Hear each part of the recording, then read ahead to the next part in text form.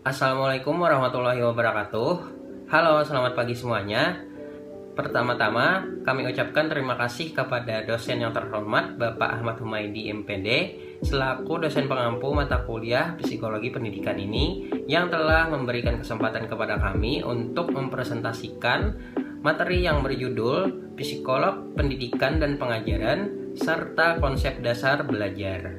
Tak lupa pula, terima kasih juga kepada teman-teman yang telah berkenan mendengarkan, menyimak penjelasan kami ini nanti sampai selesai ya.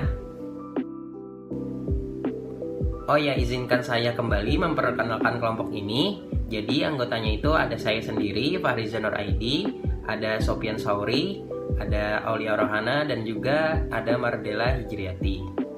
Baik, jadi di sini saya akan langsung masuk ke dalam materinya ya. Nah, jadi di slide pertama ini kita membahas tentang pengertian. Di sini ada pengertian psikologi, pendidikan, dan pengajaran. Nah, yang pertama ini psikologi. Psikologi adalah salah satu bidang ilmu pengetahuan dan ilmu terapan yang mempelajari tentang perilaku, fungsi mental, dan proses mental manusia melalui prosedur ilmiah. Seseorang yang melakukan praktik psikologis itu bisa juga kita sebut dengan psikolog. Nah, psikologi berasal dari kata Yunani, psyche yang berarti jiwa dan logos yang berarti pengetahuan. Jadi secara etimologis atau menurut arti kata, psikologi berarti ilmu yang mempelajari tentang jiwa, baik mengenai berbagai gejala, proses maupun latar belakangnya atau juga disebut dengan psikologi. Nah, di slide selanjutnya ini ada pengertian pendidikan. Pendidikan adalah pembelajaran pengetahuan, keterampilan, dan kebiasaan sekelompok orang yang diturunkan dari satu generasi ke generasi berikutnya melalui pengajaran, pelatihan, atau penelitian. Nah, jadi pendidikan ini sering terjadi di bawah bimbingan orang lain, tetapi tidak menutup kemungkinan juga secara otodidak. Nah, jadi di sini ada kelanjutannya. Menurut Kamus Besar Bahasa Indonesia, kata pendidikan berasal dari kata didik dan mendapat imbuhan pe dan akhiran an. Maka kata ini mempunyai arti proses atau cara atau perbuatan mendidik. Secara bahasa, definisi pendidikan adalah proses pengubahan sikap dan tata laku seseorang atau kelompok orang dalam usaha mendewasakan manusia melalui upaya pengajaran dan pelatihan. Pendidikan adalah usaha sadar untuk menyiapkan peserta didik melalui kegiatan bimbingan, pengajaran, dan atau latihan bagi peranannya di masa yang akan datang. Nah, baik, selanjutnya ini ada definisi pengajaran. Menurut para ahli, dalam pernyataannya makalah fungsi dan tujuan, pengajaran sering diartikan sama dengan kegiatan mengajar. Dalam arti yang lain, pengajaran diartikan telah terjadinya interaksi belajar mengajar antara komponen-komponen pengajaran, khususnya antara guru dengan siswa, antara siswa dengan siswa, dan antara guru dengan siswa, dengan komponen-komponen pengajaran yang lainnya. Pengajaran juga sering diartikan sama dengan kegiatan pendidikan. Nah, kelanjutannya ini ada pengajaran, ialah sesuatu tugasan dan aktivitas yang diusahakan bersama oleh guru dan muridnya. Pengajaran ini adalah dirancangkan guru secara sistematik dan teliti untuk melaksanakannya dengan kaedah dan teknik mengajar yang sesuai, membimbing, menggalak, dan memotivasikan murid supaya mengambil inisiatif untuk belajar demi memperoleh ilmu pengetahuan dan menguasai kemahiran yang diperlukan. Baik, selanjutnya akan dilanjutkan oleh teman saya. Sejarah cakupan metode. B. Sejarah psikologi pendidikan. Sejarah khusus yang mengungkapkan secara cermat dan luas tentang psikologi pendidikan sesungguhnya masih perlu ditelusuri lebih lanjut. Hal ini karena kebanyakan karya tulis yang mengungkapkan riwayat hidup psikologi pendidikan masih langka. Uraian kesejarahan yang khusus berkaitan dengan psikologi pendidikan pernah dilakukan oleh beberapa orang ahli seperti Boring dan Murphy.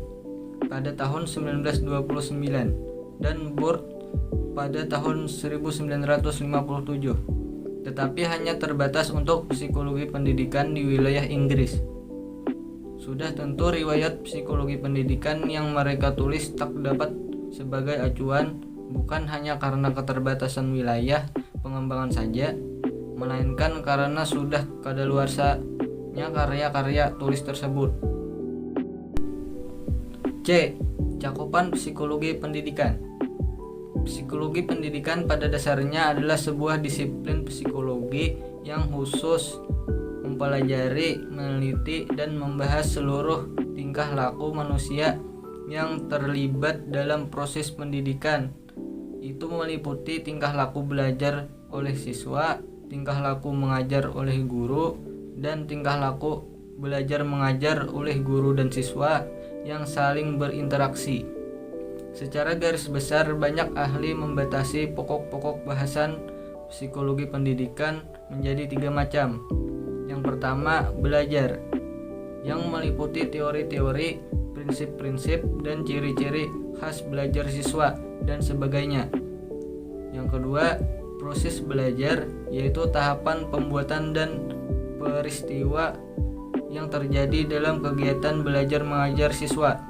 Yang ketiga, situasi belajar, yaitu suasana dan keadaan lingkungan baik bersifat fisik atau non-fisik yang berhubungan dengan belajar siswa. D. Metode psikologi pendidikan. Muhibin Syah 2009-27 mengemukakan bahwa metode dapat dipahami sebagai cara atau jalan yang ditempuh seseorang dalam melakukan sebuah kegiatan. Metode eksperimen. Metode eksperimen merupakan serangkaian percobaan yang dilakukan oleh eksperimenter di dalam sebuah laboratorium atau ruangan tertentu lainnya. Metode kuesioner. Metode kuesioner disebut juga mail survey karena pelaksanaan penyebaran dan pengambilannya sering dikirim dan dari responden melalui jasa pos. Penyelidikan klinis. Metode penyelidikan klinis pada umumnya hanya dilakukan untuk menyelidiki anak atau siswa yang mengalami penyimpangan perilaku. Observasi naturalistik. Metode observasi naturalistik adalah sejenis observasi yang dilakukan secara alamiah. Hakikat hubungan pendidikan dengan pengajaran. Pendidikan adalah usaha sadar dan terencana untuk mewujudkan suasana belajar dan proses pembelajaran agar secara aktif mengembangkan potensi dirinya. Hakikat dan hubungan antara pendidikan pengajaran dibagi menjadi 2, yaitu yang pertama, ragam arti pendidikan dan pengajaran, dan yang kedua, hakikat hubungan pendidikan dengan pengajaran. Selanjutnya ada pengertian konsep dasar belajar. Pengertian konsep belajar adalah suatu proses perubahan tingkah laku di dalam diri manusia. Bila setelah selesai suatu usaha belajar tetapi tidak terjadi perubahan pada diri individu yang belajar, maka tidak dapat dikatakan bahwa pada diri individu tersebut telah terjadi proses belajar.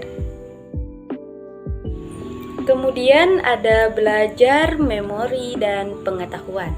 Menurut Brono 1987, memori ialah proses mental yang meliputi pengkodean, penyimpanan, dan pemanggilan kembali informasi dan pengetahuan. Menurut Bess 1987, setiap informasi yang kita terima sebelum masuk dan diproses oleh subsistem akal pendek terlebih dahulu disimpan sesaat atau tepatnya lewat. Karena hanya dalam waktu sepersekian detik dalam tempat penyimpanan sementara yang disebut sensory memory alias sensory register, yakni subsistem penyimpanan pada syaraf indera penerima informasi. Selanjutnya ada ragam pengetahuan dan memori. Ditinjau dari sifat dan cara penerapannya, ilmu pengetahuan terdiri atas dua macam, yakni deklaratif knowledge atau bisa disebut propositional knowledge Evans 1991. Ingatan memori. Ingatan memori ialah kekuatan jiwa untuk menerima penyimpanan dan memproduksikan kesan-kesan. Selanjutnya, saya akan melanjutkan materi dari teman saya. Pemahan bahan dari dapat dibagi dalam dua macam. Yang pertama, dengan sengaja, ialah dengan sadar dan sungguh-sungguh memahami hasilnya akan lebih mendalam dan luas. Contohnya memahami pelajaran sekolah. Adapun yang kedua, tidak sengaja, ialah yang tidak sadar ia memperoleh sesuatu pengetahuan, hasilnya tidak mendalam dan tidak teratur.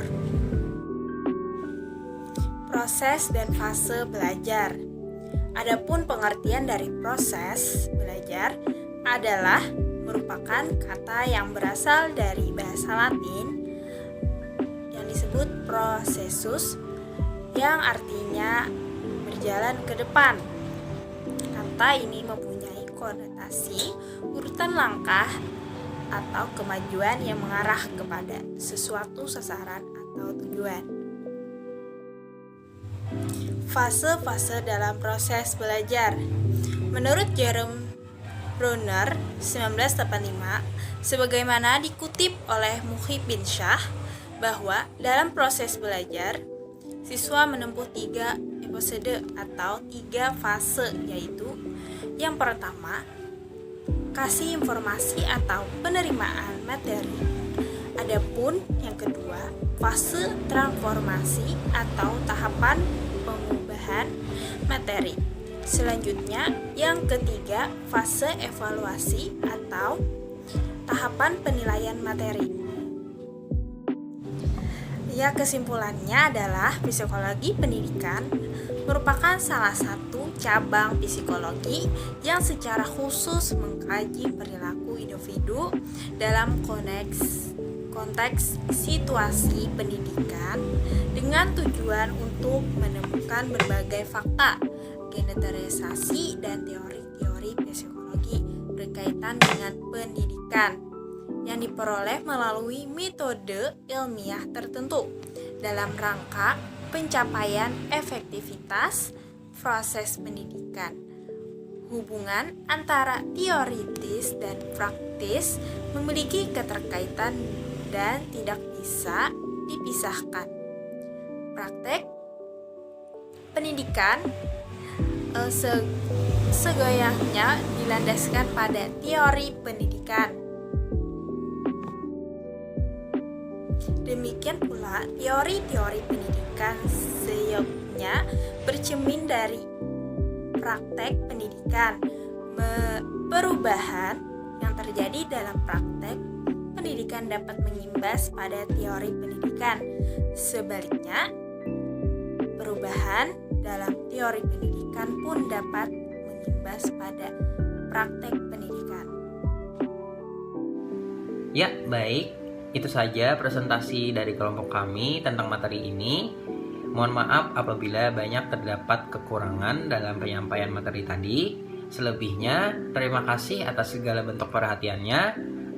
Sekian dari kami, kelompok 1. Wabillahi taufiq wal hidayah. Wassalamualaikum warahmatullahi wabarakatuh.